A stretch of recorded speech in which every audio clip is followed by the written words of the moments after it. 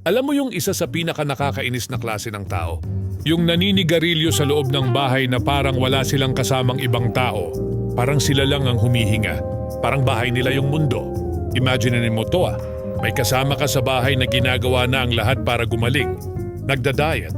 Umiiwas sa matataba. Umiiwas sa matatamis, sa alak pati na din sa usok. Nagkaka-health anxiety, nakakapuyat kakabasa tungkol sa health niya. Sinusubukang i-reverse ang fatty liver, isang seryosong sakit. Tapos ikaw, yosi sa loob ng bahay. Hindi lang isang beses pinagsabihan, hindi lang 2 beses.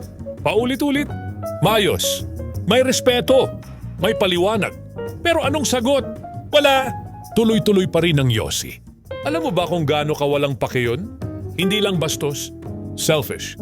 Hindi mo lang sinisira yung kalusugan mo, dinadamay mo pa yung iba. Ang second-hand smoke, hindi yan biro.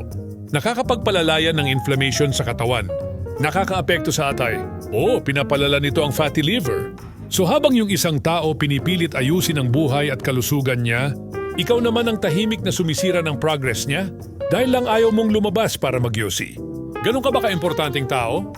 Ganun ba kahirap magpakita ng konting respeto? Mga tao pa sa paligid mo ang kailangan mag-adjust para dyan sa bisyo mo? Kung may nagkakasakit sa bahay, ang minimum na dapat mong gawin ay huwag ka nang maging dahilan para lumala pa. Hindi ito tungkol sa yosi lang.